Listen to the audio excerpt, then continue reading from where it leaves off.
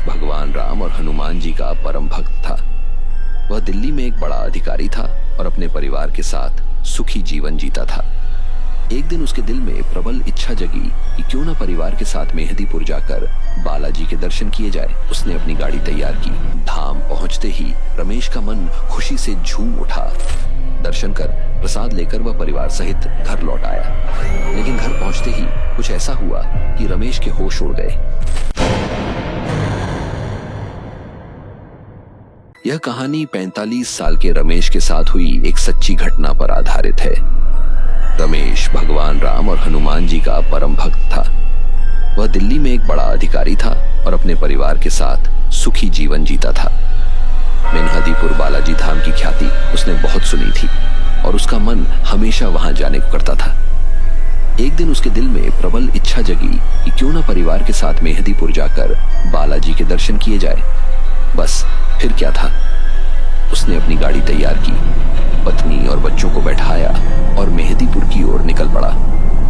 धाम पहुंचते ही रमेश का मन खुशी से झूम उठा, लेकिन जल्द ही वहां का माहौल देखकर उसके रोंगटे खड़े हो गए। एक व्यक्ति जिसमें प्रेत बाधा थी भारी पत्थर उठाए खड़ा था, तो दूसरा 4-5 सेवकों को एक झटके में दूर फेंक रहा था। रमेश ने सोचा, बालाजी का चमत्कार तो देखते ही बनता है। दर्शन कर प्रसाद लेकर वह परिवार सहित घर लौट आया। लेकिन घर पहुंचते ही कुछ ऐसा हुआ कि रमेश के होश उड़ गए। उसकी पत्नी, जो पहले बिल्कुल सामान्य थी, अचानक अजीब हरकतें करने लगी। एक दिन उसने चारपाई उठाकर फेंकी, जैसे कोई अलौकिक शक्ति उसमें समा गई हो। फिर तो गेहूं का 50 किलो का कट्टा, जो वह कभी नहीं उठा सकती थी, उसने आसानी से उठा लिया। रमेश का दिल तेज धड़कने लगा। उसने सोचा, ये क्या मुसीबत आ पड़ी, और तुरंत पड़ोसियों को बुला लिया। एक पड़ोसी बोला, मेहंदीपुर जाने वालों में कभी कभी हनुमान जी की शक्ति आ जाती है। दूसरा चिल्लाया, अरे ये शक्ति नहीं, भूत प्रेत का चक्कर है, कुछ साथ आ गया है। रमेश के चेहरे पर हवाइयां उड़ने लगी। किसी ने सलाह दी कि भूत प्रेत निकालने वाले सयाने के पास जाओ। रमेश अपनी पत्नी को लेकर एक सयाने के पास पहुंचा।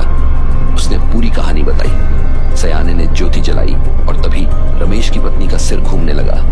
वह चिल्लाने लगी, छोड़ दे बाबा, मैं कभी नहीं आऊंगी। और फिर अचानक शांत हो गई। सयाने ने गहरी आवाज में कहा, बस अब इलाज हो गया है, ये दोबारा नहीं आएगा। रमेश ने राहत की सांस ली और घर लौट आया। लेकिन अगली रात जैसे किसी ने घर में अंधेरा उंडेल दिया हो, फिर वही तमाशा शुरू हो गया। पत्नी की आंखें लाल हो गईं, चेहरा विकृत हो गया और वह असामान्य हरकतें करने लगी। रमेश घबराकर सोचने लगा, ये तो अब जान लेने वाली मुसीबत बन गई है। वह फिर उसी सयाने के पास दौड़ा। इस बार उस आवाज ने हंसते हुए कहा, मैं बालाजी का भक्त हूं, तू मेरा क्या कर लेगा। सयाना बोला, इसे मेहंदीपुर वापस ले जाना होगा, वहीं ये निकलेगा। 2 दिन बाद रमेश सयाने को साथ लेकर पत्नी को मेहंदीपुर ले गया। वहां पहुंचते ही पत्नी का शरीर कांपने लगा, लेकिन कुछ देर बाद वह शांत हो गई। रमेश ने राहत की सांस ली और कहा, चलो जल्दी घर चलते हैं। सयाने ने उसे रोका, रुक, कुछ रुपए चढ़ा और प्रसाद ले। रमेश ने वैसा ही किया और गाड़ी को तेज रफ्तार में घर की ओर दौड़ा दिया। लेकिन शाम होते ही फिर वही भयावह लीला शुरू हो गई। पत्नी की चीखें, दरवाजों पर पड़ती जोरदार चोटें और घर में फैलती एक ठंडी दहशत। रमेश का खून जम गया। वह सोचने लगा, मेहंदीपुर जाकर मैंने कौन सा दरवाजा खोल दिया।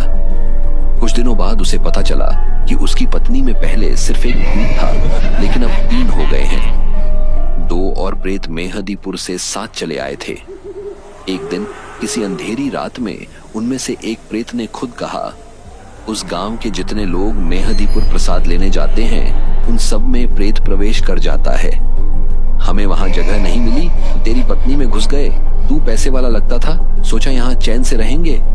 मेहंदीपुर तो हाउसफुल है, एक एक में कई भूत भरे हैं। रमेश सुनकर सन्न रह गया। तभी एक दिन किस्मत से उसे संत रामपाल जी का एक भक्त मिला। उसने कहा, बरवाला आश्रम चलो, वहां सब ठीक हो जाएगा। पहले रमेश ने शक से पूछा, कितना खर्च लगेगा? भक्त ने मुस्कुराकर कहा, खर्च कुछ नहीं, बस सच्चे परमात्मा की भक्ति करनी होगी, नाम लेना होगा।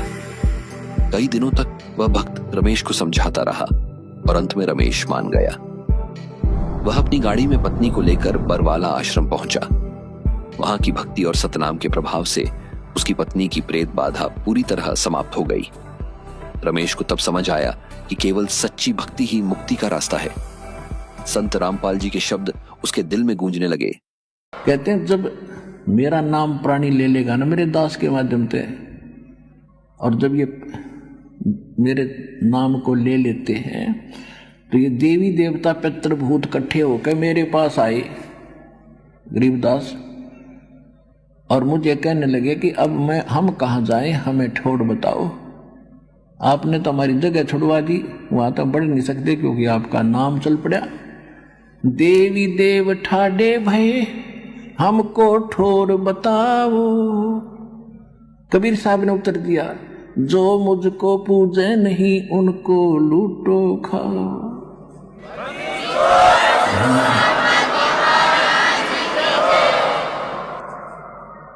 जो मुझे मेरा नाम नहीं जपते वो तुम्हारे लिए है, उन्हें लूटो और खाओ, लेकिन मेरे भगत के निकट मत चले जाना। ये कान खोल के सुन लो।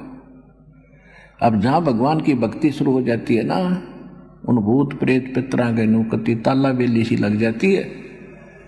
अब जिस घर में ये मंत्र आरती शुरू होगी भगवान की, एक बच्चा भी बहन बेटी कोई भी ले जाकर शुरू कर देता है तो इन्हें सोच ले आल आउट लाग गया, हर पितर भूत बार है।